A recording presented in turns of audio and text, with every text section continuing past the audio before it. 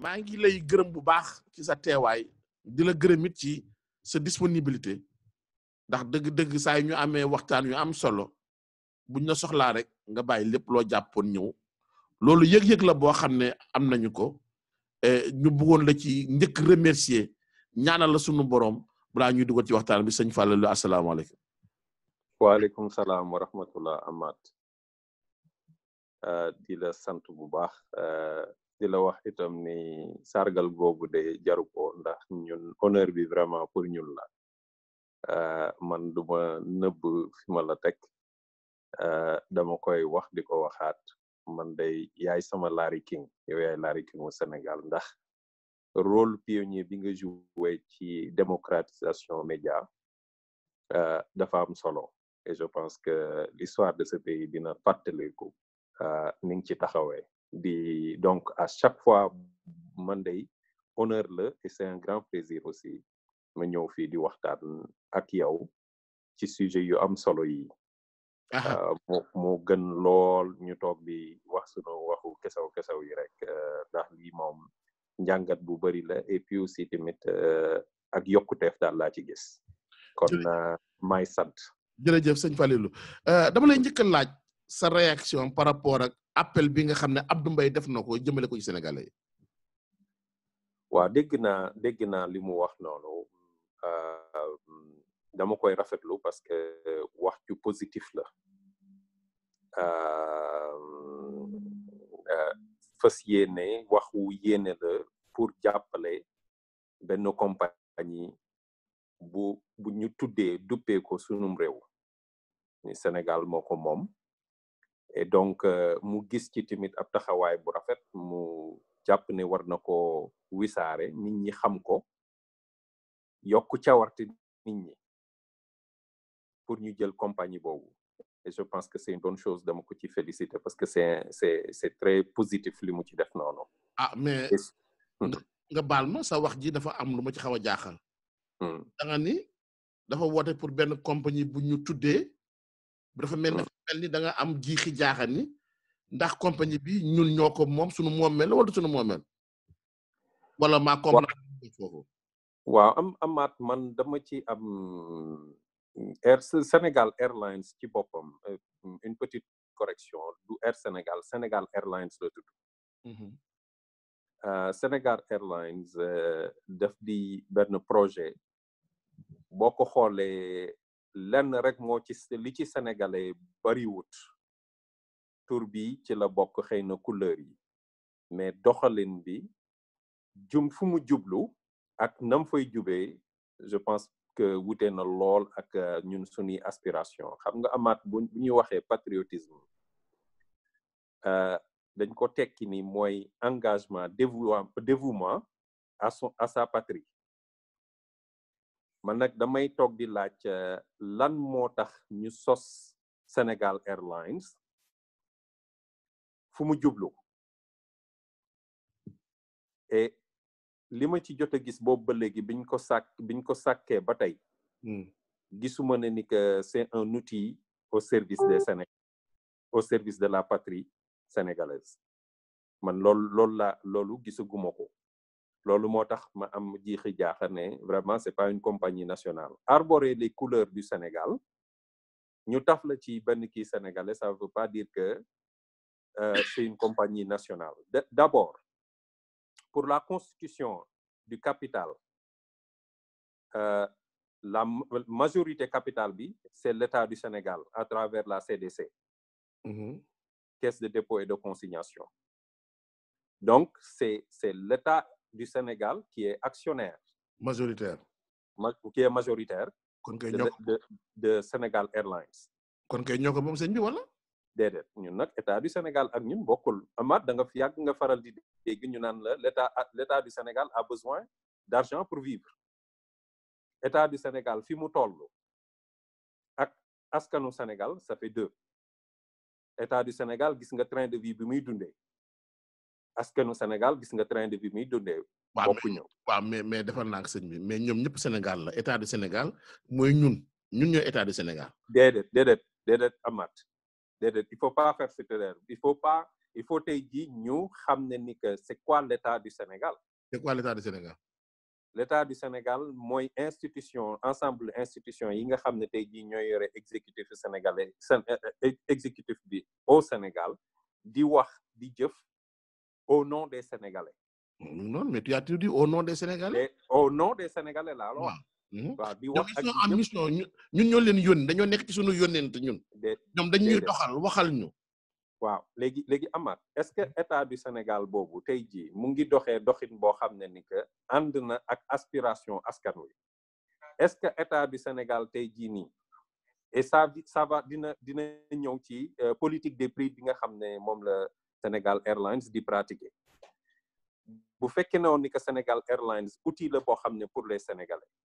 dina am ay prix yoo xam ne dañuy refléter le pouvoir d'achat des Sénégalais. dina am ay prix politique de prix boo xam ne dina refléter le besoin de voyager des Sénégalais mais pas mu nekk benn privilège boo xam ne ni que dañ ciy basé wu tey jii pour surtaxer le Sénégalais là où Air Algérie comme ni nga ko waxee di def un prix de 200 et quelques mille francs Air Sénégalais ñëw toog Sénégal Airlines yokku ci 100 et quelques mille francs de plus pour le privilège soi-disant d'être sénégalais. mais sauf que xam naa ni xëy na États-Unis nga gën a miin ndax xëy na fi nga gënoon yàgg yeneen réew yi mais même États-Unis bii nga nekk un vol direct coûte toujours beaucoup plus cher qu'un vol boo xam ne dafay am détour c'est-à-dire que boo defee benn détour mu wàññeeku nga def 2 jours mu 2 fois gën a moins cher damay jox exemple rek. su ma jugee Houston dem New York je paie aux alentours de vol direct presque $500. mais mën naa su ma jaaree Delta ma jaar Atlanta mën na ma coûter encore moins cher. Amath c'est des considérations purement. su ma jaaree encore def yeneen ñaari étape mu gënati encore moins cher kon pour wax la ni un vol direct est toujours beaucoup plus cher que vol yuy am étape te Air Algérie ñu ma dégg ñu wax ñëpp d'abord am na étape encore que ñaari qualité avion yi bii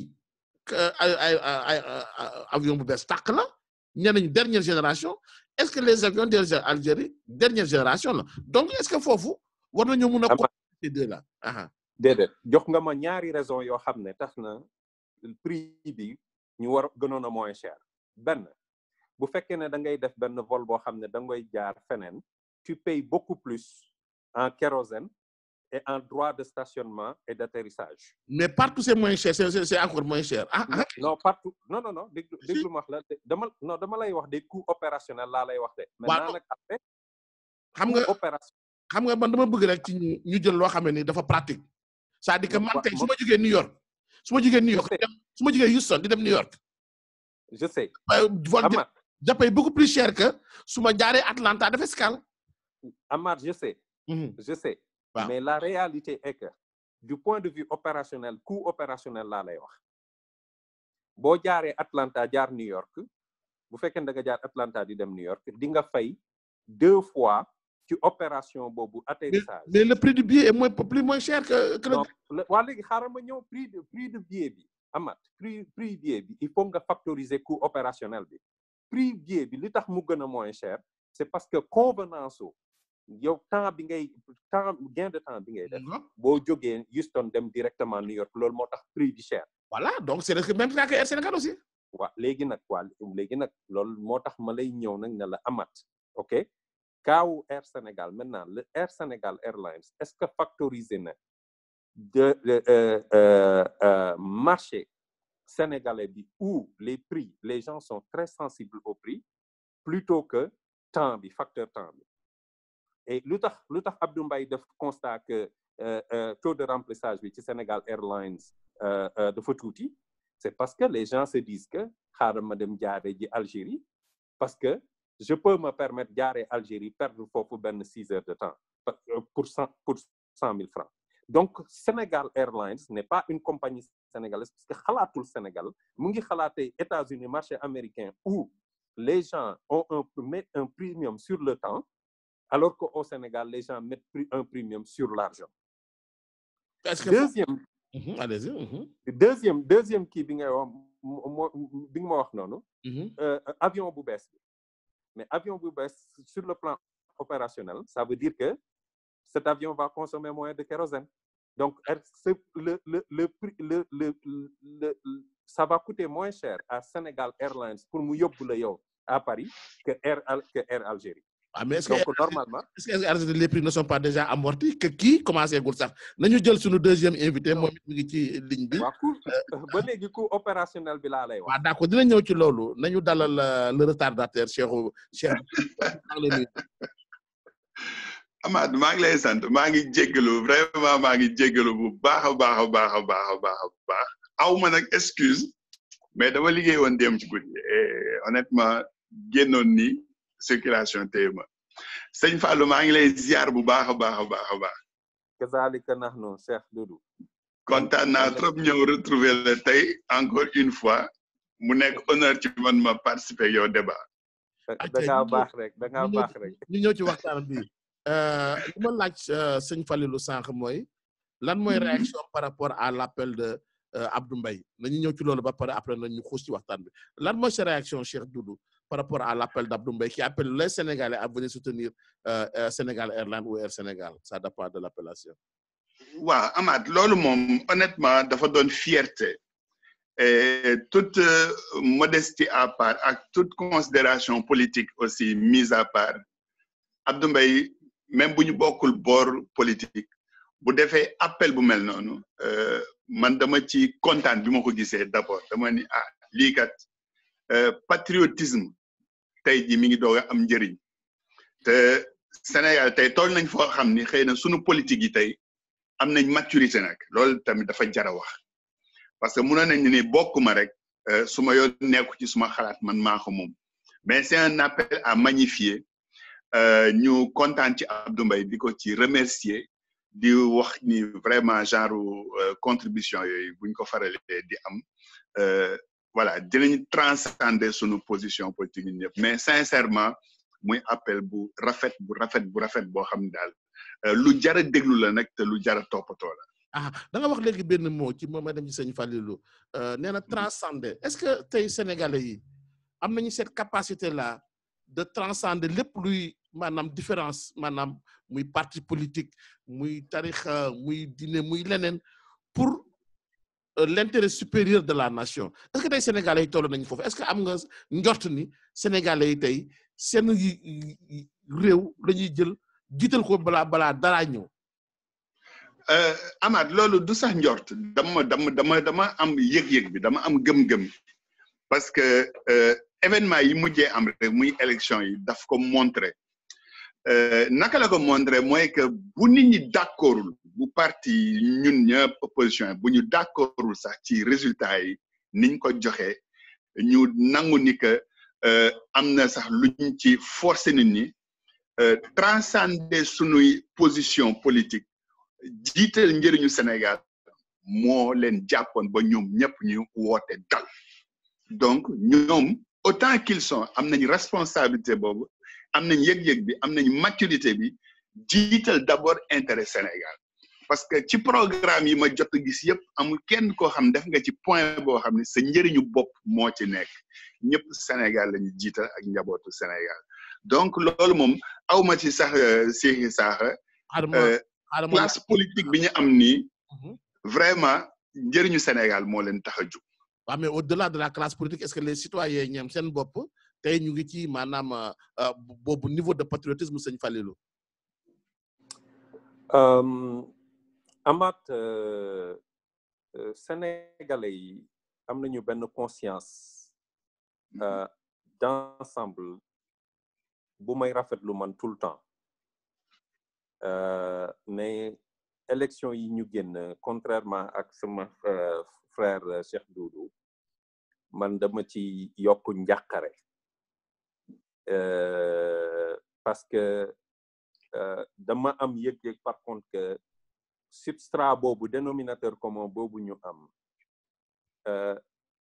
c'est pas aussi fort pour résister vraiment à certaines velléités de division loolu vraiment réalisation bu métti la woon ci man et xëy na tamit dafa am peut-être rappel la bu nécessaire parce que doomu aadama lu mu def rek du pérenne sunu borom rek moo fi jëf joo xam ne ni que qui transcende le temps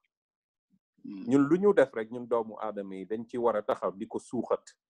di ko aar ba xam ne ëllëg bu dee ab garab la ab bëy du fa mën a jaar ci gannaaw def ci lu mu fa waroon a def mais amaat gis naa ni que sénégalais yi néew na li ñu gis seen bopp ci li ñuy woowee Sénégal. Ah bon? Et donc, ah oui, et donc Amath, je ne suis pas surpris du constat de Abdou Mbaye bu toogee wax ni que le taux de remplissage de Sénégal Airlines est vraiment en deçà de ce qui devait être. Parce que effectivement, sentiment patriotique bi ñuy toog di ko mbëkkee sénégalais yi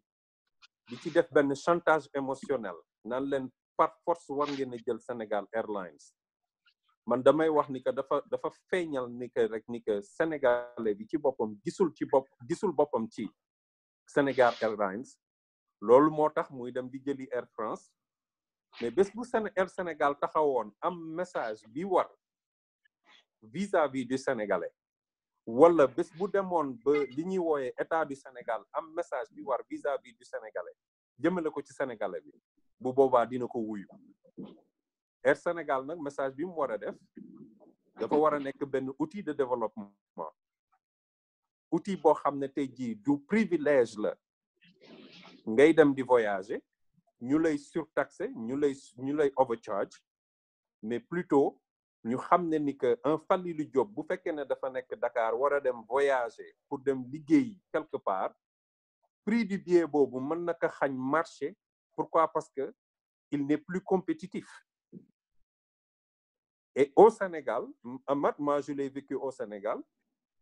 samay compétiteurs yu nekk en Pologne ils étaient beaucoup plus compétitifs que moi pourquoi parce que dès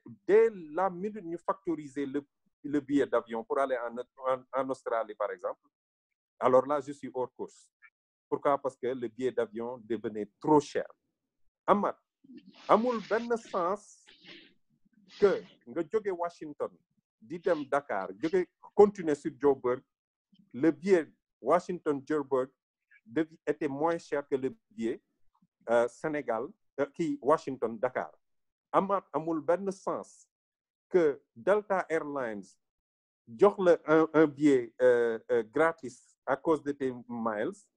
État du Sénégal surtaxe le 500 000 francs d'impôt. Voilà ce qui aujourd'hui, quand on dit que ñun on doit être patriote, xam nga ce patrie-là, la patrie, le Sénégal. Mais Delta Airlines ñaata at la am de yàgg na. non waxuma la Amath bul jaxase. Amath bul jaxase boo xam ne kii la depuis. Amath bul jaxase. non Amath bul jaxase. non jaxase waxuma Delta. waxuma Delta. non dama doon wax ni toutes les autres compagnies. may ma ñëw. non yaa ngi jaxase. Amath bàyyi ba mu ñëw. Amath c'est le billet est gratis mais l'État te met des impôts de 500 000 francs. may ma ñëw. dama am lu ma la bëgg fàttali loolu benn facteur bu ndaw Air Sénégal mi ngi soog a door soo ko mettre absolument Delta Air France et toutes les autres compagnies là waaw même ma tudd même Amath comparé wu ma ko Delta kay parce que da nga ne bu amee du billet je te parle du billet de l'État billet laa la wax est-ce que l'État n'a pas besoin de ces taxes yooyu mu ci teg pour survivre pour amortir avion bi pour fay pour mën a positionner wu pour mën a jënd yeneen absolument dañ bàyyi Cheikh Doudou Mbaye dañ bàyyi Cheikh Doudou Mbaye dugg ci foofu Cheikh bismillah en fait El Hadj Fallou dama dégg li mu wax ni loolu du ñàkk patriotisme Amath daf ci rebondir bu ñu xoolee quand même trajectoire Sénégal Airlines dañuy xool fa ñu jóge mën nga ko jëlee sax ca Air Afrique na mu taxawoo woon yàqu Sénégal teg compagnie mu am fu mu jaaroon yàquwaat donc buñ ko yëkkatiwaatee sax dafa doon sax lu ñu war a gën a mën a njëkk a rafetal maintenant sunu flotte lu bees la ça nous coûte cher lu ñu yëkkatiwaat la am na gouvernement bu fi jaaroon am na lu mu fi def am na lu mu fi wàccoon aussi ci ay problème ñi fi ñëw reprendre ko volonté boobu c'est déjà à magnifier maintenant pour ñu mën a compétitif bokk comme par exemple yeneen compagnie yi di bokk li ñu war a mën a comparer mooy par exemple sunu durée d'existence le fait que ñu ñax ñu pour ñu dem di ko jël du parce que dañuy contraindre du parce que dañuy ñàkk patriotisme mais dañu war a mën a woo ci kaw loolu que ñun lii ñuy yëkkati mu nekk dans un état embryonnaire dans un état de balbutiement ñun doomi Sénégal lu mu ñu war a mën a coûter nag c'est-à-dire ñoo war a jiital suñu dëkk ñu dem yokk ci xaalis biñ ci war a jël di ko jox tey jii bis Bruxelles Airlines Bruxelles di ci gën a am xaalis Sénégal ala kuli ali xëy na dafay gën a cher les billets et c'est là que loolu laa wax amaat ni ko man foofu laa kontaanee ci Rwanda yi damay ñëw Sénégal dugg agence amul saa yu may ñëw duma fa gis Rwanda yoo xam ni dañuy jël Air Rwanda pour dem seen dëkk qui coûte plus cher que SN qui coûte beaucoup plus cher que SN à peu près de 100 €.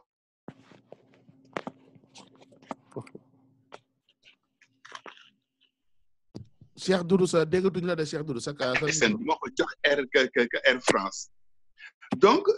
ñaax boobu c'est pas parce que ñun gisuñu ci suñu bopp dañu ciy ñaax ñun ñu war a def sacrifice bi dañu ciy ñaax parce que ñun ñoo war a mën a jàppale ba affaire bi taxaw maintenant buñ demee nag ba taxaw ba am capital bu baax ba affaire yi dox donc yow sëñ Fall da ngay doon le sacrifié man damay doon ki ñu sacrifié Amath Diouf day doon le sacrifié mais ëllëg suma doom buy jëli Sénégal Airlines dina ko fekk mu am maturité am expérience am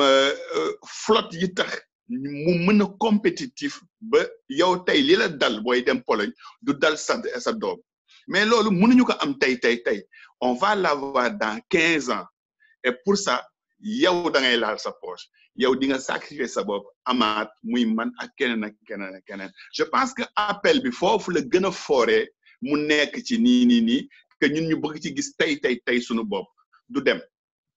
sëñ Fall sama question foofu la waa booy tontu est-ce que pour man le patriotisme a un prix par exemple différence de 114 000 francs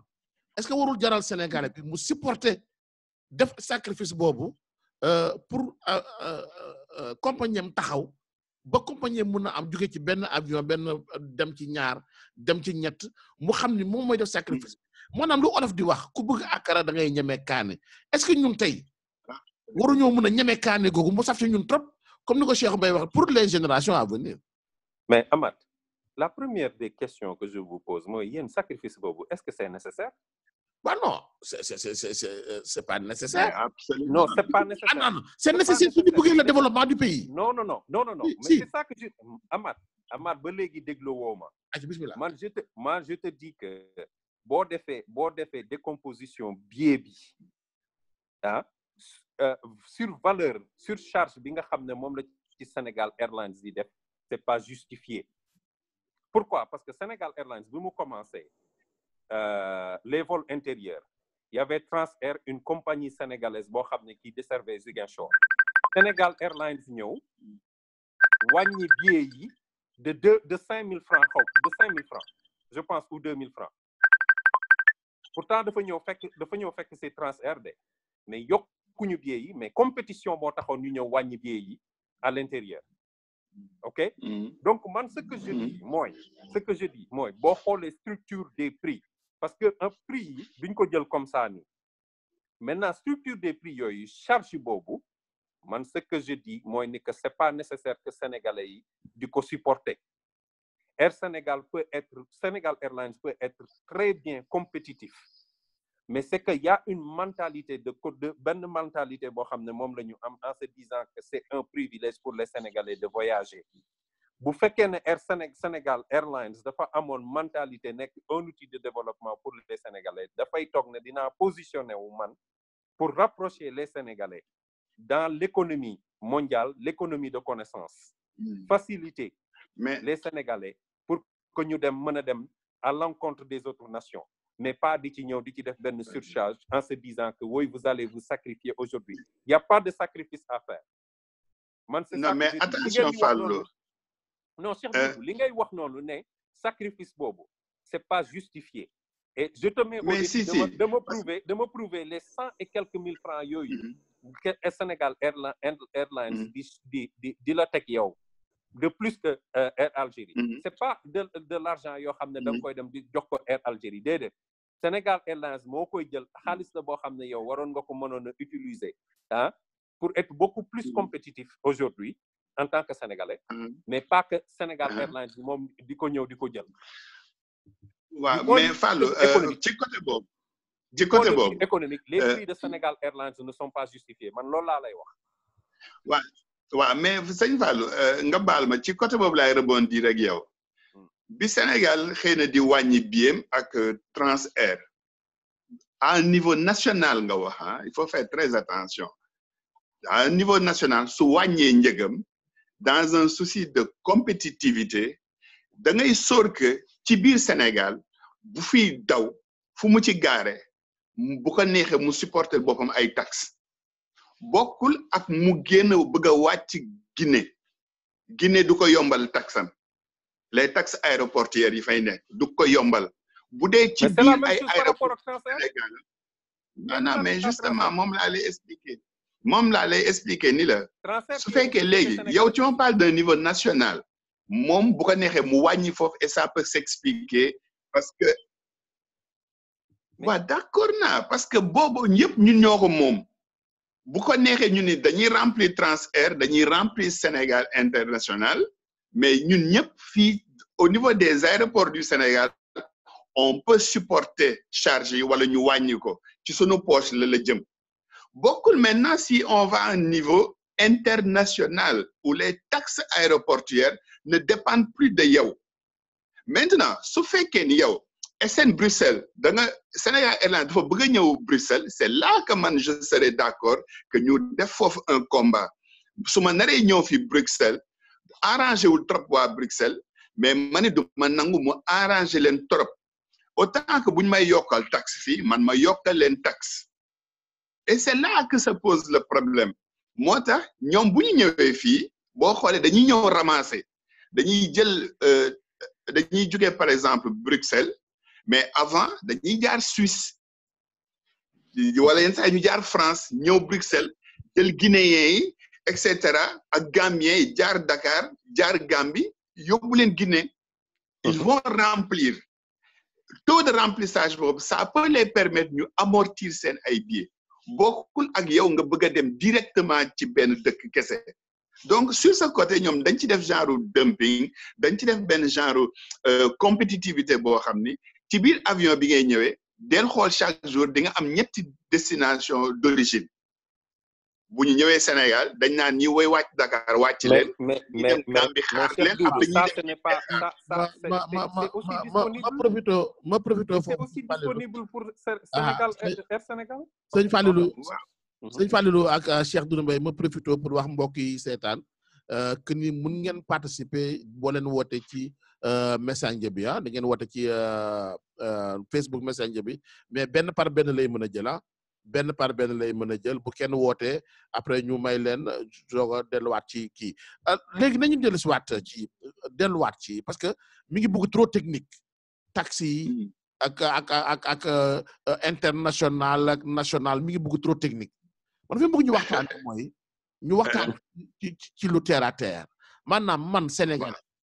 tey ba gis ni am naa compagnie boo xam ne ni mi ngi door te xam naa ne luy door muy ëpp soutien mooy gën a soxla soutien que par exemple compagnie boo xam ne dem na ba amortir li nga xam ne moom mooy ay avion maanaam am na expérience am na durée de vie boo xam ne may na ko benn confort bi mun a permettre yenn biais yi est-ce que man Sénégalais tey pour patriotisme économique waroon mën a def benn préférence nationale xaaral ma jël très rapidement Baba Diaw après ma ñëw ci yéen Baba salaamaaleykum grand Baba Diaw grand ñu ngi lay déglu. waaw sëñ am na nga bay ñu ngi sant bu baax ñu ngi lay déglu grand. waaw maa ngi nuyu sëñ Fallou ak sëñ Cheikhou. Cheikh Doudou Mbaye seen débat bi neex la waaw mais nag Amath. naam. bi ma leen sant gërëm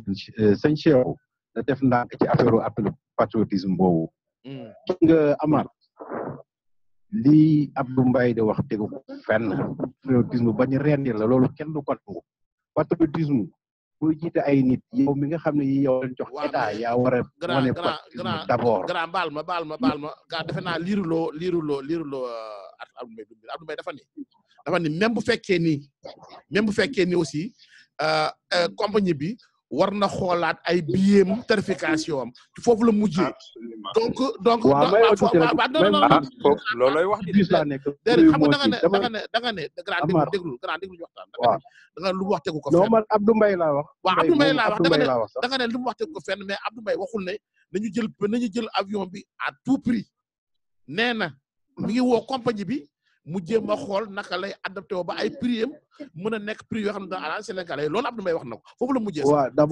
d'abord sax Amath ñii dem jógee à l'étranger di ñëw Sénégal la demande dépasse l'offre de Air Sénégal d'abord premier problème yi démb dama def benn simulation ma def ay date ma ne départ 30 juin retour le 30 juillet aller-retour Paris-Dakar xam nga si bi mu dugg mu proposé mu compagnie mu proposé yëpp amul bu ci dépasse 600 €. 600 €. alors mu proposé ma Air Sénégal 1057 €. 1057 €. ba pare 600 € ne nga compagnie yi nga xam ne moom mu proposé 600 €. dafa offrir retour sur Air Sénégal. maanaam jël tab. merci nga fay 600 € dem Dakar tour mu dugal la Air Sénégal. ci sa merci Sénégal nag Air Sénégal yi la yóbbu moom aller pour 1057 €. loolu kan mooy nangu loolu. non kenn du ko nangu. quand même ah kenn du ko nangu. les prix ne sont pas justifiés. les prix ne sont pas justifiés. fii xam nga fii xaw ma États-Unis de mais à Paris moom plus de 10 vols danañ dem presque jour sur Dakar yow da nga gis yor sa njaboot yor lu 5 membres de ta famille ñu war a vacances nga gis ay billets 600 € dina ko fa bàyyi di jël ay 1000 € pour sa famille foo jëlee xaalis boobu wala boo demee sa état hospital moo lay faj wala ngay lekk la muy dimbal mais quand même Amath bëgg naa rebondir foofu ci Baba. Cheikh may ko mu pare après nga ñëw waaw loolu xam nga dafa am yoo xam ne di ko théoriser te yow boo ñëwoon fii tey ñu nga gis fi benn et puis dégg naa spay mu ne Bruxelles day ramasser ay Guinée gis nga SN Bruxelles je l'ai pris ça fait même pas 4 mois mais ñi muy dugal ci avion bi jëm Dakar mooy ñi nga xam ne dañuy dem Gambie te lu tax loolu parce que Gambie bu def Gambie day déparé Gambie ñëw Dakar Gambie waa Gambie Sénégal la ñuy enregistré parce que pour des raisons de sécurité ñooñu doyuñu leen moo tax bu la yëppee Gambie boo ñëwee Sénégal da ngay génnaat dem defar enregistrement dañ leen koy imposé mais ñoom ñëpp ay Air Algérie ñoom ñëpp boo dem la jëlee ba pare yóbbu la ba Algérie day am avion buy dem direct Guinée am avion buy dem direct Dakar am avion buy dem direct Mali. d'accord comme ça se passe. merci beaucoup grand Baba ñun nag dañoo imposer nit ñi. ay prix yoo xam ni ñii la fi jiitu ci marché bi sax ëpp lay avion defuñu ko nga bëgg a imposer parce que ces prix là c'est destiné aux fonctionnaires de l'État. ndax bu ñu duggee pare c'est l'État qui va rembourser l'État boobu leen bala leen rembourser ay problème leen di yoral comme ni mu yoree Sonatel ay factures impayées di ko yoreel ay Sénélec.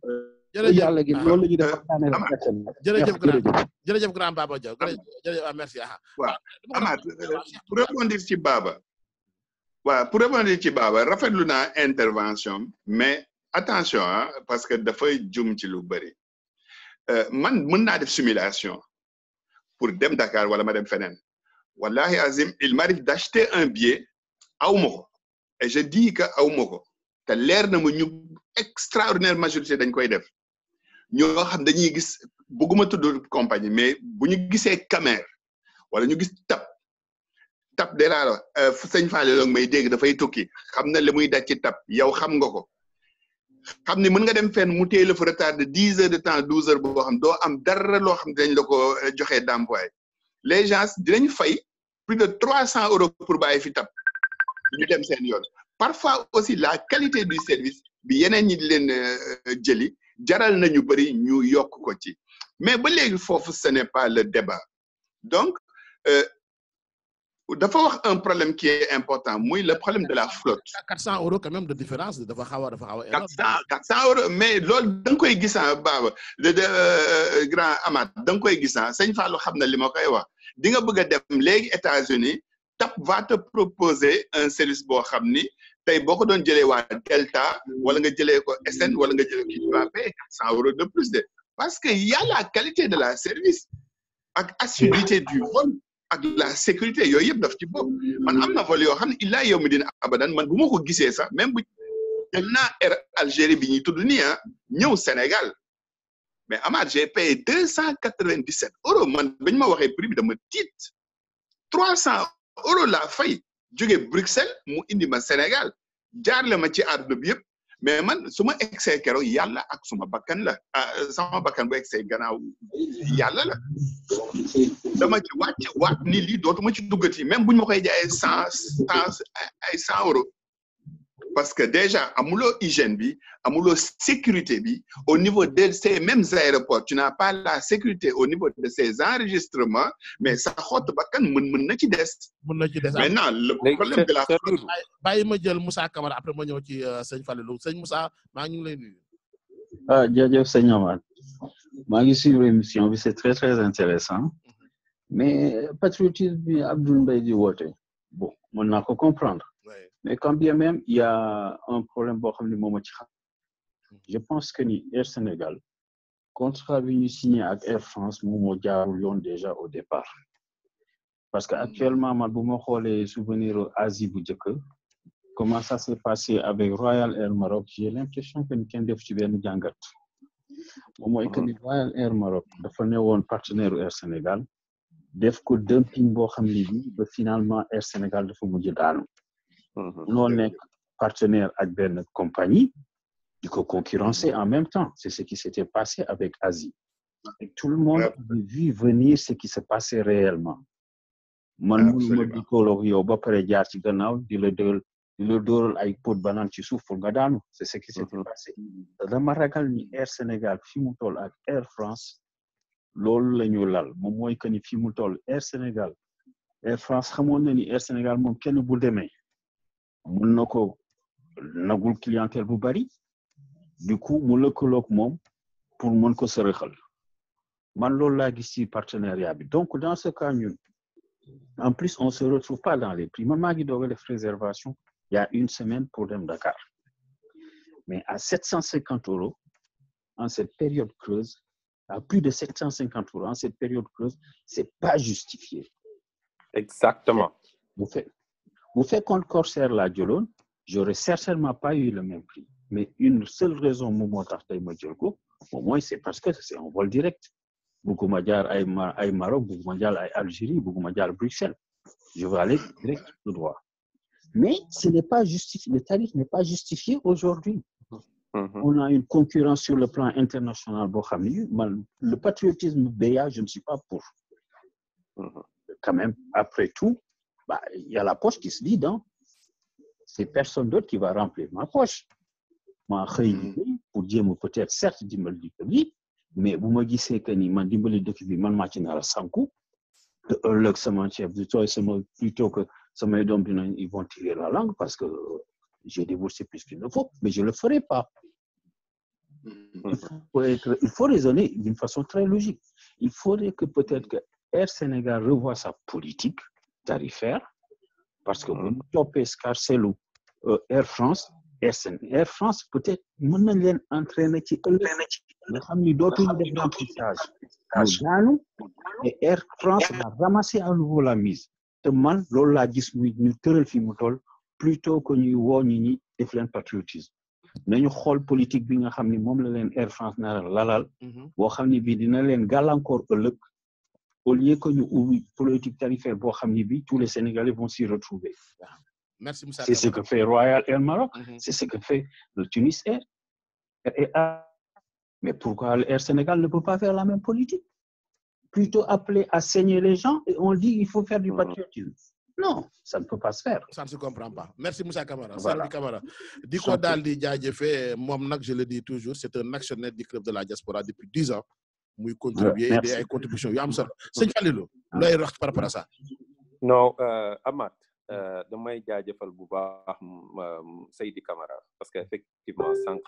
bi ma doon toog di wax ni que Air Sénégal, Sénégal Airlines du sunu compagnie. En réalité, foofu laa bëggoon a terminer cet accord avec la France. Ce qui est arrivé avec Air Sénégal International avec le Maroc, c'est la même chose qui est en train de se passer avec Air France. Les prix, structure tarifaire bii ñuy pratiquer nii, c'est pour assurer la pérennité du service d'Air France sur Dakar. Loolu moo tax. Mais si le Sénégal Airlines était positionné comme un outil de développement au service des Sénégalais, les Sénégalais n'allaient plus prendre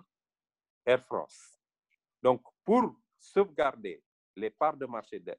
Air France, loolu moo tax politique tarifaire bi am nii. Et cette politique tarifaire bi, ça ne reflète pas la réalité économique des Sénégalais. Ça ne reflète pas les aspirations des Sénégalais du tout. Amath, loolu moo tax may wax ni que bu ngeen di woo nit ñi sur le patriotisme di jàppale day fekk Sénégal Airlines jàpp ci boppam mais Sénégal Airlines jàppul. Sénégal Airlines tarif yi ñuy pratiquer boo xoolee structure des tarifs li tax ma la doon wax affaire du kérosène affaire vol direct bi ay avantages la yoo xam ne tey jii qui devait plutôt profiter à Sénégal Airlines et aux Sénégalais mais defuñu ko dañu def benn premium comme Seydi Camara wax, c'est l'État qui va remplir beaucoup plus ces aéronefs, mais les Sénégalais qui vont payer de leur poche, ñi ngi dem Air France, c'est ce part de marché que Air France veut préserver. Donc, ñun bu ñuy toog di wax ni, on fait du terrorisme spirituel, émotionnel, pour pousser les gens sur Sénégal Airlines et les saigner en même temps. Et ça ne fait que perpétuer ce système de prédation, de privilèges. Nous avons que pour les Sénégalais, voyager, privilège là. Mais en réalité, voyager, c'est un outil économique. C'est une nécessité économique d'aujourd'hui. Donc, je ne vois pas pourquoi payer 200 € de plus à cette oligarchie. Rien que pour avoir ce privilège d'aller monnayer ou bien d'aller faire du commerce ou bien aller voir sa famille à l'extérieur ou bien venir au Sénégal faire du commerce. Lolu daf ñuy indi ci benn point bu am solo boo xam ne ni notre ami Ibrahima Ly moo ñu ko fàttali ginnaaw keroog ba ñu posé débat bi ba pare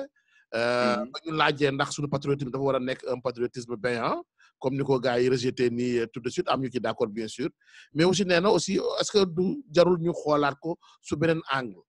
maanaam que fait Air Sénégal pour susciter le patriotisme et la préférence nationale Cheikh Doudou Mbaye. waaw loolu dafa nekk question bu am importance et que Fallou li mu wax aussi am na toujours lu ma ci nangu parce que moom j'aime bien damay jàng ci moom mais aussi lu ci bëri du ma ci mën a nangu gis nga Abdou Mbaye man bokkuma ci partem mais je pense que tu as bien fait de replacer et de repréciser un peu sa pensée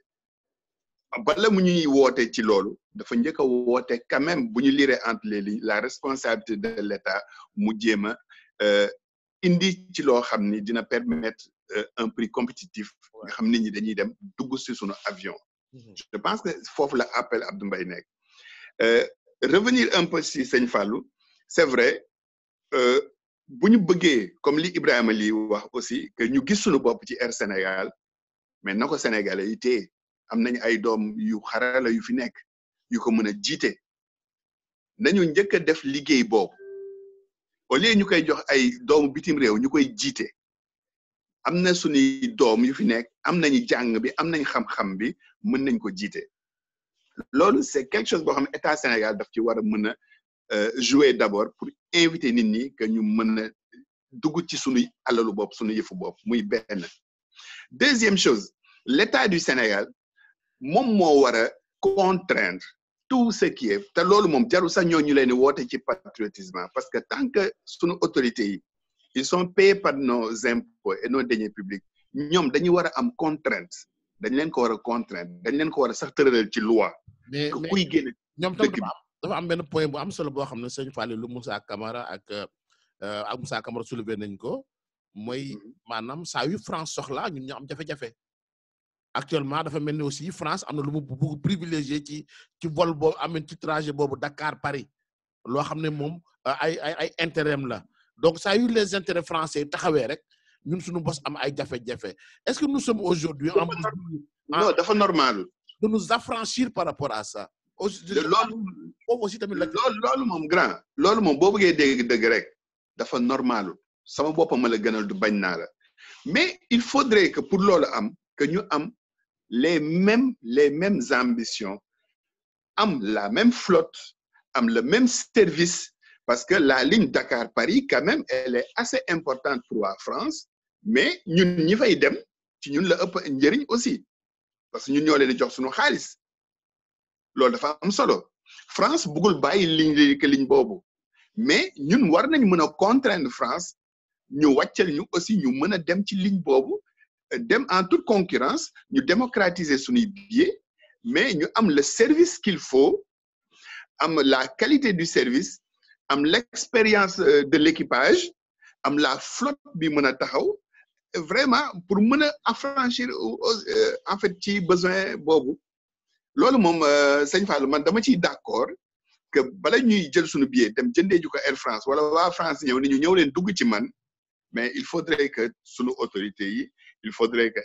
Air Sénégal International am tous les moyens qu'il faut pour mën a concurrencer déjà la France parce que la desserte Dakar-Paris est extrêmement importante autant pour Français yi mais elle est vitale pour suñu compagnie su fekkee dafa bëgg a vivre. mais sëñ Fallou kon foofu est-ce que c'est pas perdu d'avance parce que ñun aujourd'hui est-ce que am nañu cette indépendance là am nañu cette souveraineté là de pouvoir xam ni trajet bi soxla nañu ko comme ni ko France soxla mën a imposer wu parce que bu fekkee mënuñu jël Dakar Paris kon gisuma ni ñu màgg ba jël Dakar New York nga xam ne dafa war a nekk sunu trajet wu bopp South Africa di nga exploiter Delta Falilou est-ce que doon xawta doy waar Amath les dés sont pipés d'avance. Ah bon? Oui. Sénégal Airlines business plan bi le commandant Malick Tall bi moom Transair moom moo ko tàmbali woon business plan bi et dafa am nu mu ko tërale woon qui était beaucoup plus moo gënoon a ànd ak ñun suñuy réalité en fait mais Amath bi Philippe Bon ñëwee dafa jël loolu lépp sànni moo tax bu ngeen di wax ni que suñu compagnie nationale la au début man ni la ne que man je ne suis pas d'accord avec cette caractérisation Amath Sénégal Airlines doxewul comme benn compagnie boo xam ne tey jii nii c'est un outil de développement déedéet accord yi mu am ak Air France ça ne va pas dans l'intérêt ni de la compagnie ni des Sénégalais benn ñaar mode de fonctionnement bi muy doxee ñu ngi wax flotte bi c'est pas une flotte c'est pas des aéronefs qui sont appropriés pour le trafic sénégalais ni ñu ko jëndee dañu ñëw au lieu que ñu def leasing dañu dem jënd commander ay avions yu bees tàq alors je vous dis que Sénégal Airlines outil de privilège la c'est pas un outil de développement man nag je dis que ngay woote sénégalais yi ci par patriotisme pour perpétuer benn système de privilège c'est amoral c'est immoral et Amath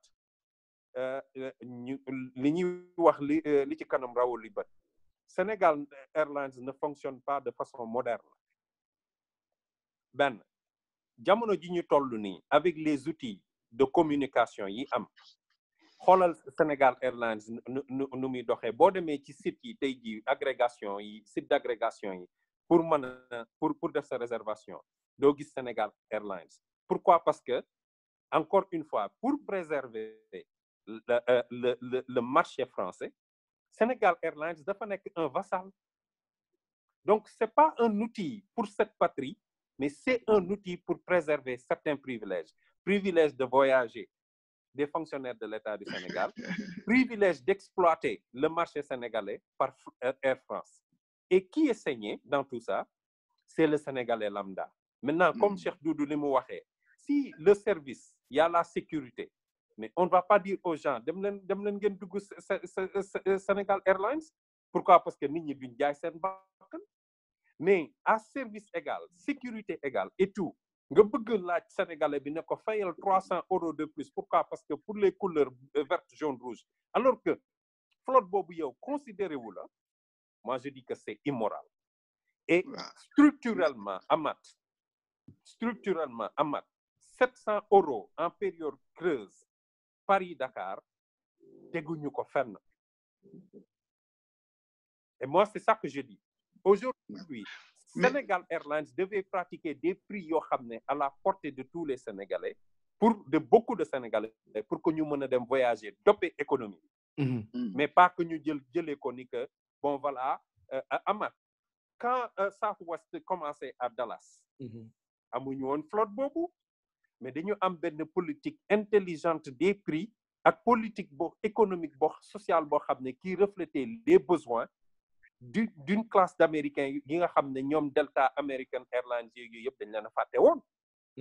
ba tax na tey jii ni que c'est la plus grande flotte aux États-Unis. Ouais.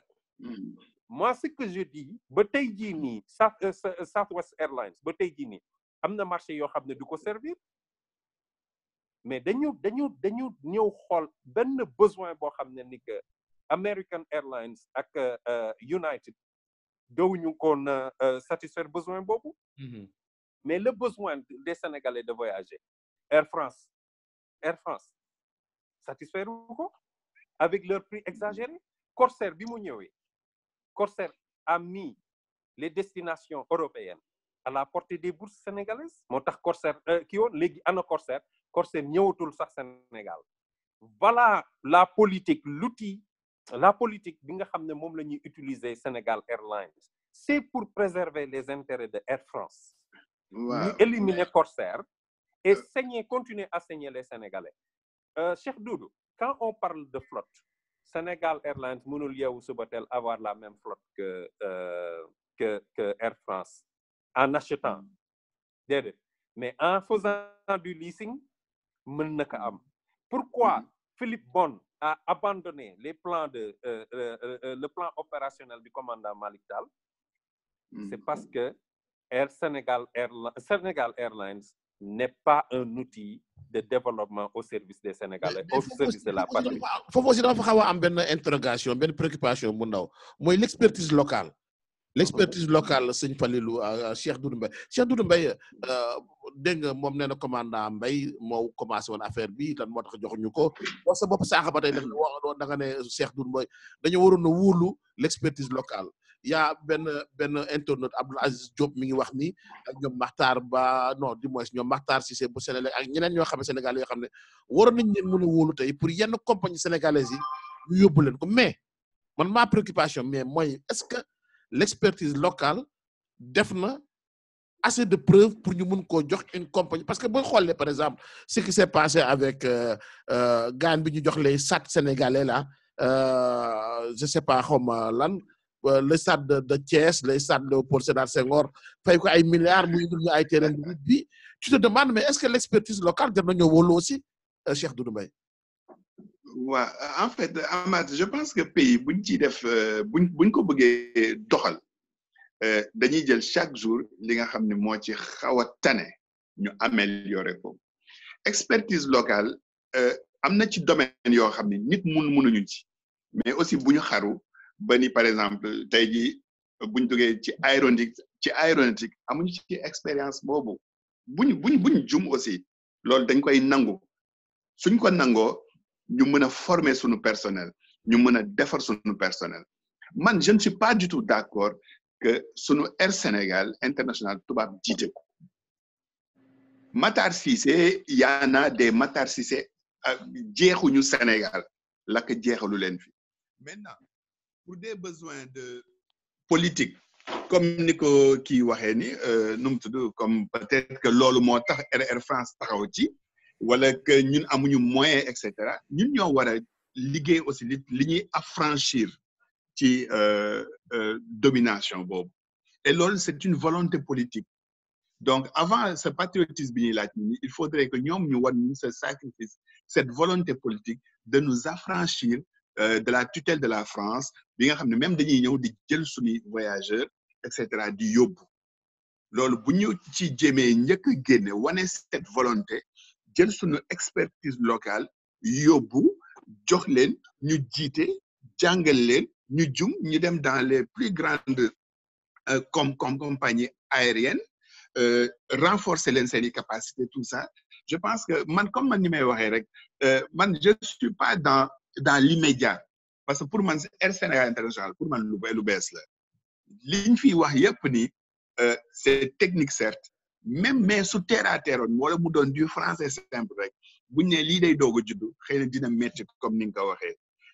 exemple yi ñu fi joxe yépp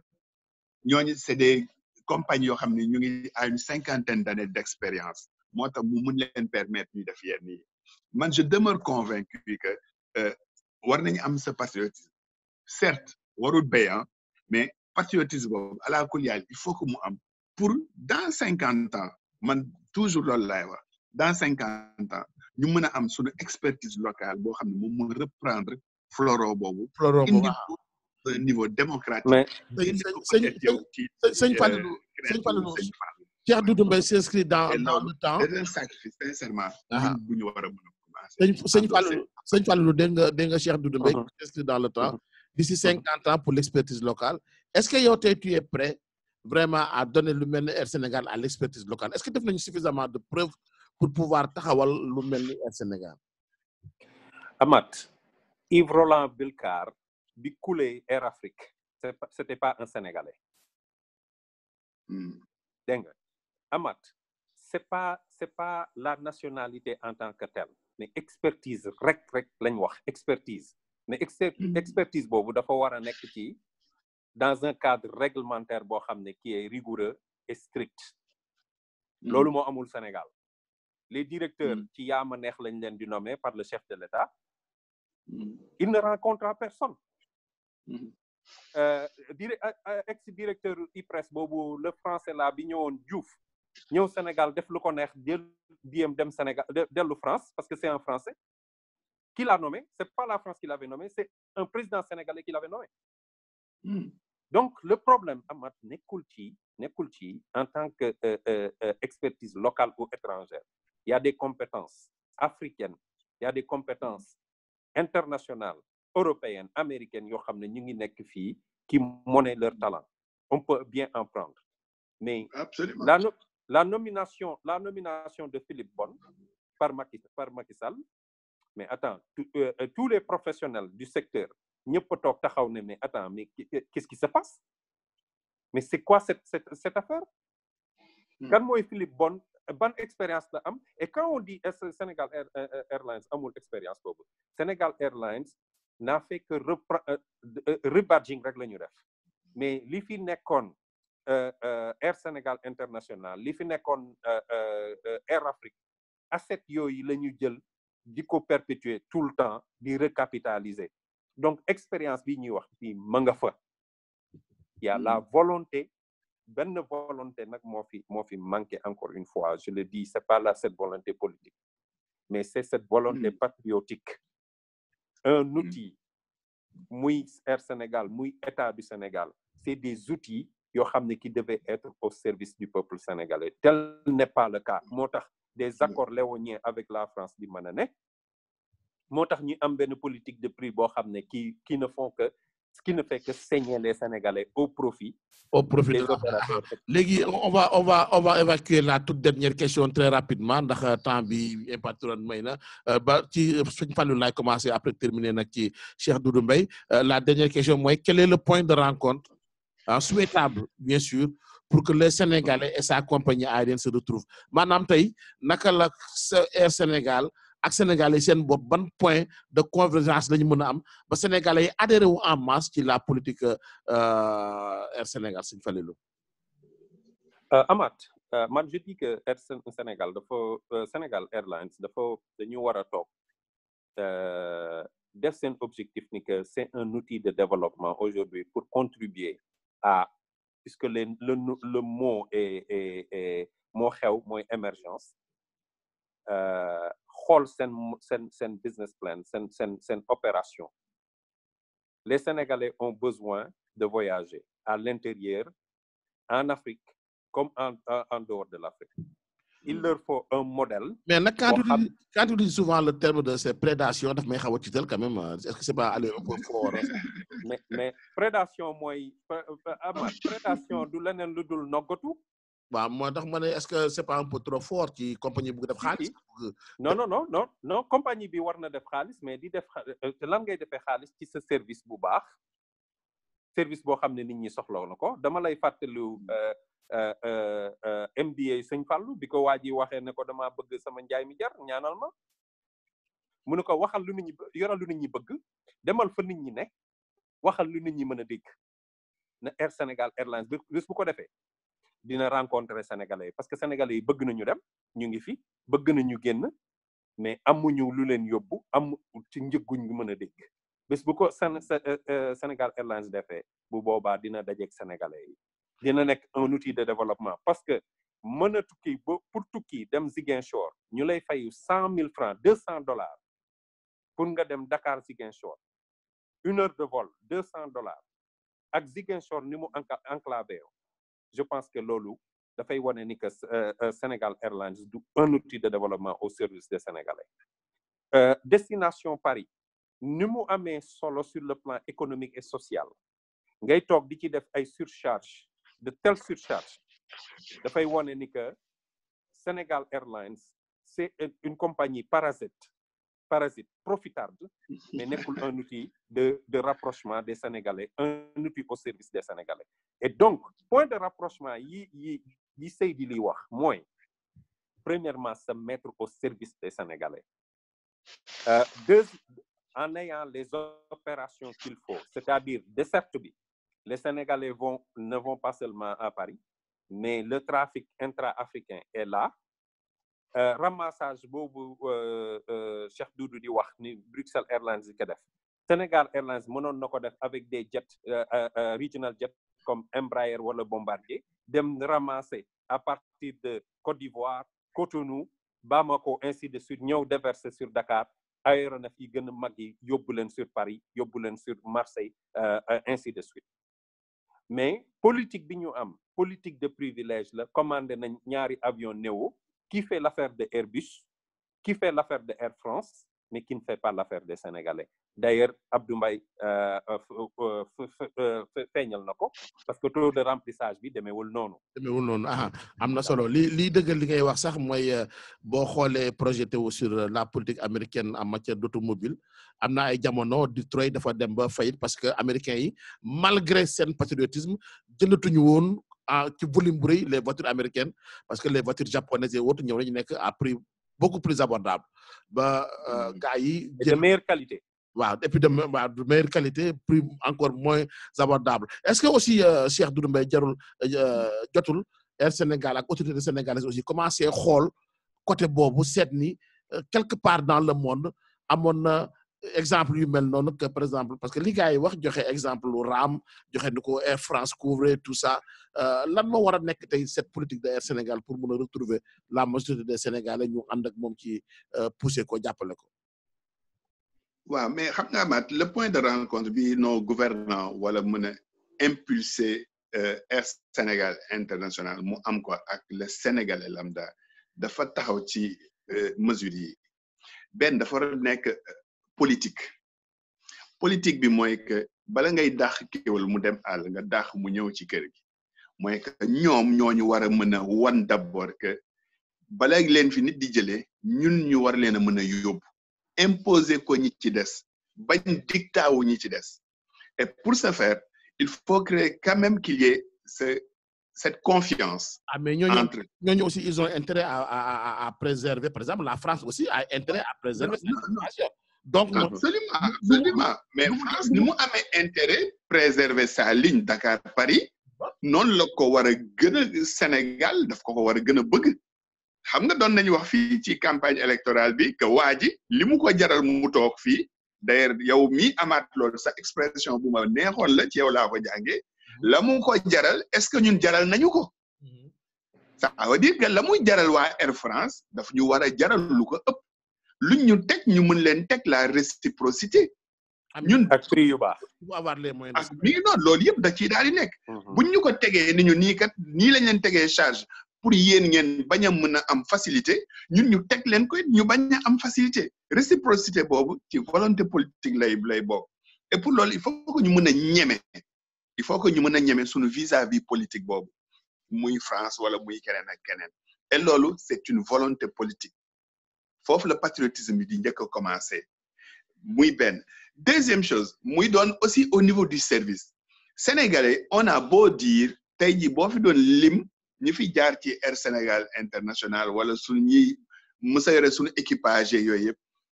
doo leen lim ci juróom ci loxo mu mat loolu aussi c'est un problème boo xam ni faw nit ñi jug ci dinañ def la promotion dinañ ñu mën a xamloo suñuy pilote xam naka la ñuy tukkee xam les conditions de sécurité rendre ko accessible démocratique ba foo taal sa télévision bala ngay yem ci yenn yi di nga yem ci ay spotu Air Sénégal International gars yi dem ak ñoom tukki ñëw ñu defal ñu un feedback boo xam ni yow di nga leen ñeme la troisième chose mënuñu aussi bëgg a nekk tey compétitif ak ñaari avion mënul nekk donc ñun li ñuy wax yëpp ni dañ koy wax peut-être dans une projection ëllëg bu ñu mënee nekk dans un leasing bu ñu mën a indil yeneen 10 15 20 tey jii xëy na bu ñu waxee wax yi yoonu États-Unis wala yoonu South Africa wala feneen ak feneen mais sunu flotte xëy na matul juróomi avion mënuñu assurer loolu donc ci as tuut si ñu am nii buñ ci xawee jàpp man loolu laa gëm ñu xaw a jàpp ci as tuut si ñu am nii pour am plus. indi ñaar indi ñett indi ñeent ba ñu am. mais politique gu am boobu Cheikh Doudou mais politique bi déjà moo baaxul parce que bu fekkee. mais justement je suis tout à fait d'accord ak yow sëñ Fallou ci politique boobu. li ñu yore dem jënd ay avion au lieu que ñu def leasing. ça veut dire waaw mais xam nga bon déjà loolu ça pose problème. li nga xalaat ni Air Sénégal Airlines nekk fi dans 50 ans mais kii mu ngi gas pour mu suulu. waaw d'accord xam nga tamit dañuy positif xam nga ñun dañuy toll ci moment boo xam ne nii man bokk man. voilà non on est réaliste on est positif en même temps de xam nga dañuy nekk ci discussion boo xam dafay nekk li ñuy wax un verre à moitié vide ou plein rek. léegi y a même pas d'eau. est-ce que dañu jënd waaw est-ce que dañu jënd non est-ce que dañu jënd est-ce que dañu def leasing débat boobu tamit yëkkati nañ ko fi. non dañu jënd xam nga waaw dañoo jënd bon maintenant ñoom est-ce que c'était intelligent fi Sénégal toll nii nekk un PMA bokk parmi les pays les 25 pays les plus pauvres du monde est-ce que am nañu politique gu dem di jënd avion est-ce que loolu dafa normal. est-ce que waruñoo nekk ci leasing mais est-ce que aussi buñ duggee ci leasing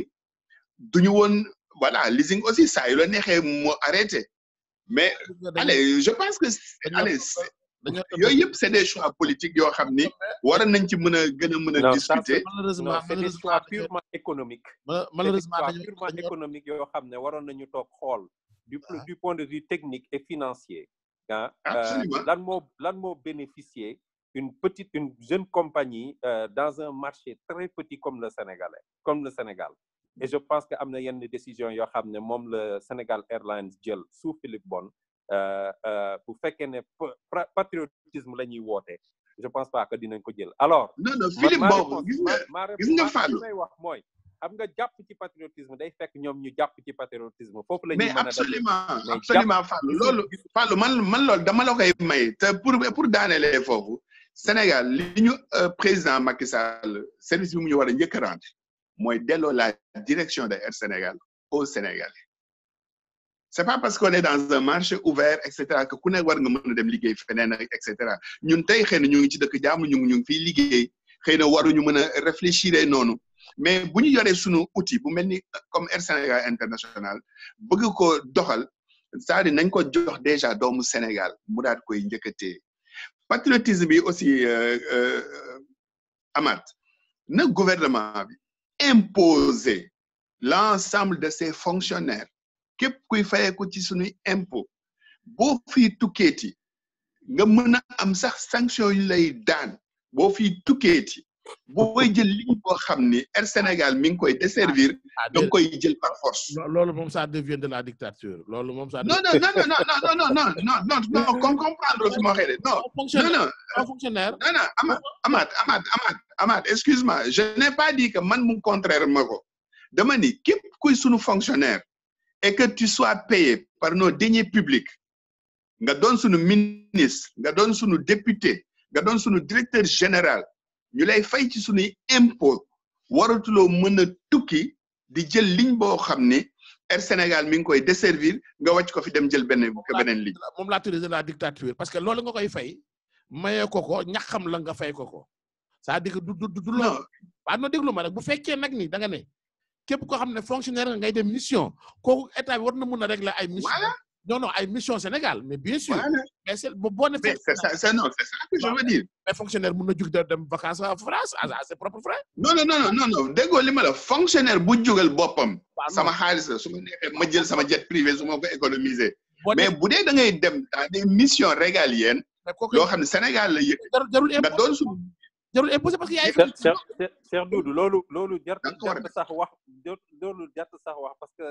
état du Sénégal da koy gàll Sénégal Air Sénégal parce que duñu leen fay immédiatement compensation yi ñuy def la et ça va contribuer à plomber la absolument sëñ Falilou maa ngi lay remercier bu baax Cheikh Doudou Mbaye maa ngi lay remercier bu baax remercier ñi nga xam ne aussi ñu ngi doon déglu ñi contribuer bëri na ñu yónnee message ci Facebook bi mais malheureusement mënuñu woon lire message yëpp mais de toute façon kontaan nañu ci yëkkati débat bi xam naa ne ñàkkul ni dinañ ko gën a approfondir bu fekkee ni mën nañ ñoo am ay autorités yoo xam ne ña nga Sénégal di liggéey ci Air Sénégal mais xam nga nag généralement ñun suñuy autorités ñun dafay am ce déphasage là yenn saa dañuy xeeb ñëw toog ak citoyens yi waxtaan ak ñoom comme ni muy amee dans les pays les plus développés du monde ñëw toog waxtaan ak say citoyens ñu xam ne lii ak lii lañ ngeen échanger parce que aussi. voilà loolu koo nga xam ne moom moo tax ngay liggéey da nga ko war a boole jël xalaatam ci loolu ngay def alors vraiment remercier encore une fois de plus sëñ Falilou mais moom dama koy remercier bu gën a fort que Cheikh Doudou ndax Cheikh Doudou dafa tardé alors ma bàyyi leen gars yi ñeent tàggoog mbokk auditeurs yi Cheikh Doudou looy tàggoog mbokk auditeurs yi.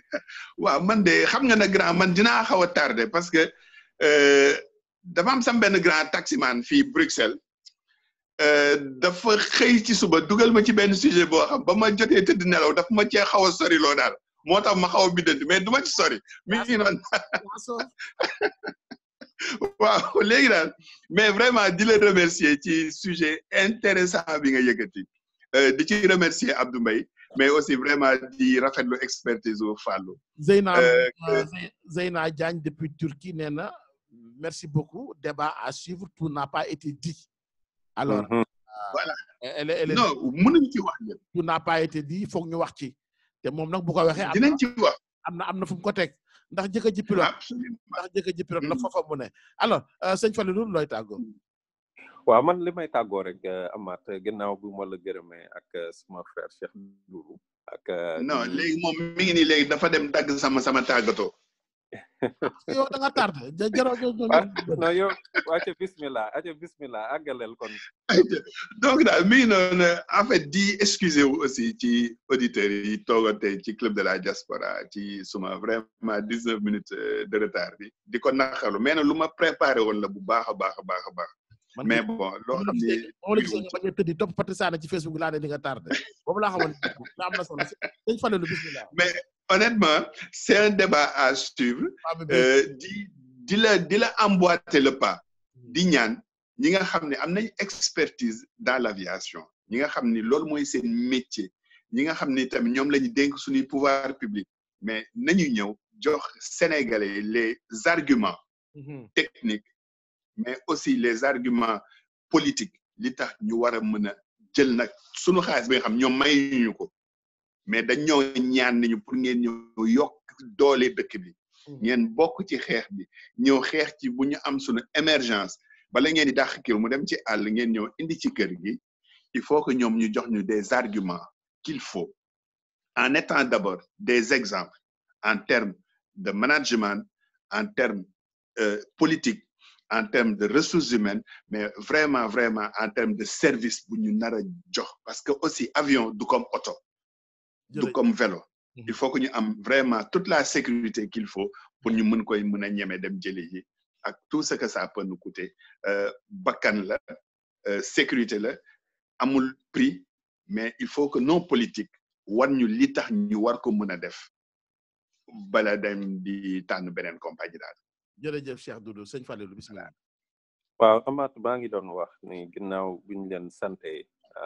Cheikh Doudou ak yow ci wax jotaay bi ak ñiñ ko bokkal di remercier particulièrement Moussa Camara ci ak Ibrahima bi man dama bëgg rek dellu tuuti ci mbokk yi di leen wax ni que patriotisme mu ngi tàmbali ci yéen yéen actionnaire number 1 Sénégal kenn mënu fi woote patriotisme à votre détriment loolu dootul patriotisme prédation la ñaareel ba itam mooy ni que jumtukaay yi muy Sénégal Airlines ak yeneen il faut que ñu koy organiser dans l'intérêt des Sénégalais loolu dinañu yàgg di lajj bu fekkee ne dañuy bëgg a jël mbir benn outil boo xam ne dafa war a nekk au service des Sénégalais mujjanteel ko di ci nax Sénégalais yi fekk ni nga koy jëfandikoo pour noggatu Sénégalais yi du mujjee fudul lajj Air Sénégal Airlines noonu la defoon amoon na beneen bu doxoon ci diggante bi tamit foofu la jëm pourquoi parce que jiitaluñu Sénégalais yi tant que nag ñi ngi jël Sénégalais yi di leen bàyyi gannaaw lu dul di ñuy nekk des faire-valoir pour ñoom seen modèle d'émergence et je le dis haut et fort pourquoi parce que ça ne bénéficie pas à la majorité fii rek foofu lay mujjee et li ci kanam rawul li ba amaat dinañ toog waxtaan ak Air Sénégal niñ ko tegee nii avec ses prix exorbitants ce modèle de fonctionnement obsolète ci daanu lay mujjee ji incha allah rabi yéenewu ma ko nag sénégalais mais man ñaan mu taxaw non lu bon du taxaw lii baaxul lu bon kenn jarul muy ñaan ñu taxaw yéenewu ma ko nag travailleurs yi fa nekk mais personnellement pour non Cheikh Doudou il faut dire li ci nekk les ex-travailleurs de Air Afrique tey jii nii on est en train de payer un salaire exorbitant à Philippe Bonne à leur détriment donc bu ñuy toog di wax ni que di préserver Sénégal comme un outil patriotique il y a rien de patriote dedans et il faut le dire il faut appeler un chat pour un chat et donc mooy rek li ñu wax léegi que il faut que nos gouvernants d'abord ñoom ñu am cette volonté politique il faut ñu jox ñu cette volonté politique de les ressources humaines d'abord volonté politique bi day fekk volonté politique bi day fekk ni que destination bi nekk quelque chose de viable ce machin Sénégal Airlines n'est pas viable ni sur le plan commercial ni sur le plan opérationnel avec des aéronefs yoo xam ne qui ne sont pas dimensionnés pour le marché sénégalais avec un mode opératoire boo xam ne qui n'est pas moderne avec justement cette mentalité de colonisation bi am ba léegi donc c'est voué à l'échec et personnellement man je vais pas jeter duma ci benn rongoñ duma ko ci tuur le jour bu ñu toogee waxee ni que affaire bi jërëjëf sëñ Fallou jërëjëf Cheikh je crois que au-delà même de Air Sénégal aujourd'hui dina am aussi benn sujet boo xam ne dinañ ci ñëw parce que aussi ñu ngi wax expertise locale mais man avec les sociétés nationales j'ai vu que depuis les indépendances toutes les sociétés nationales ont fait faillite toutes les sociétés nationales yu jox l'expertise locale faillite nañu. ak expertise étrangère aussi. waaw mais yu ci bëri yoo xam ne depuis ONCAD nga jaar USB BNDES nga jaar Sonacos nga jaar foo munti dem rek loo xam ne ay sénégalais ñoo ko tabaxoon. boole ci Air Afrique. dinaa ci ñëw sénégalais ñoo ko tabaxoon loo xam ne suñu yëf la muy société nationale société Air Afrique n'était pas une société nationale. Air Afrique n'était pas une société nationale mais. donc moo gën a graaw. toutes les sociétés nationales yoo xam ne sénégalais yi ñoo ko concevoir seen bopp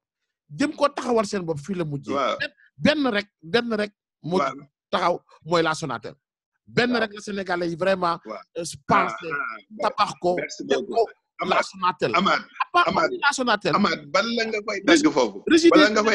Amath. régie des chemins de fer du Sénégal jaar na foofu.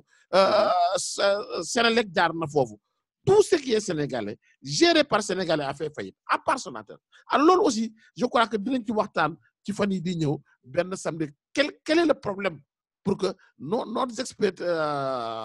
suñu société nationale yi suñu sénégalais yi waaw dinañ ci ñëw. Amath bala nga koy dagg foofu rek nga may ma 30 secondes ma wax la benn loo xam ne sax du sax lu nit ñi umpale. xam nga lu tax suñu société nationale yi nga fi tudd yëpp faillite. parce que dañ ko politiquer. que société yooyu yëpp dañ ko politiquer. amul benn boo xam ne dañ ko utiliser pour njëriñu Sénégal. kon kay politique la waaw mais nag dama leer dara xam nga loolu ci temps Senghor la woon. Abdou Diouf Abdoulaye Wade ñëw yeggale ko. ñu yaakaaroon ci rupture ak Macky Sall. mais maintenant loolu moom beneen débat la mais li koy saafara mooy que lépp luy société nationale. saafara du nga ci débat ça veut dire que non c'est que grand Amath lu société nationale yooyu nañ ñuy may rek ba ëllëg grand bu ñu fi narratee gis nga société yi waaw nañ koy joxe sur appel d'offre ñu def ci une préférence nationale. jërëjëf Cheikh Doudou Mbaye ku am njëriñ bi am les compétences nga dem jëli. merci Cheikh Doudou Mbaye merci sëñ Falilou di jaajëfee Zeyna moom it di kóllëre boo xam ne ni depuis 8-9 ans ñu ngi ànd ci club de la diaspora ci penc bi wax sa xalaat kooku moom foofu ca Turquie dafa neex ay nit ñoo xam ne ni foo dem ñu ànd fa ak yow loo jàpp ñu nekk ak yow du ma leen nag ñoom ñëpp bëri nañu parce que ñoom Ibrahima Kaat ñu ngi fii bëri nañu tabaarkalla macha allah ñoom Pape Virginie ñoom Anna Meng ñoom Fatima ñoo xam ne ni am na ci koo xam ne Serigne Touba Gueye dama ko bind email barki démb di ko ndokkeel ndax moom Serigne Touba dama daan bind ay articles yu bari Seneweb ci ay jamonoom sama benn copain Amar ku lay bindal say article ma ne ko xanaa Serigne Touba ndax xam nga ne man jànguma dégguma tubaab waaye danaa am sama idée su ma ko yónnee mu bindal ma ko ba mu correct moom ak Ibrahima Ly it mu nekk colère boo xam ne vraiment yàgg nañ lool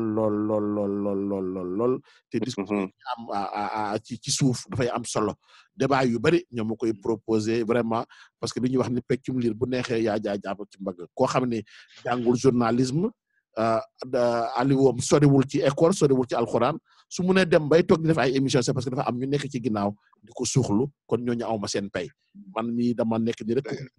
mais mu am ñu bari ñu nekk ci ginnaaw ñoo xam ne ñooy jàpp ci liggéey bi depuis 10 ans ñuy def la même chose ak ñoom sëñ Moussa Camara kon ñoom ñëpp maa leen di gërëm sant leen ñoom Ancu Sarr mënu maa lim ñëpp ndax damay jub mais xam nañ seen bopp ñoom sëñ Falilou mi ak ñi nga xam ne aussi ñu ngi jël émission bi en cours ñu leen di souhaiter la bienvenue chaque samedi ñuy daje di échanger ci li nga xam ne moom mooy mbirum Sénégal ce ne sera pas toujours de la politique mais dina ci am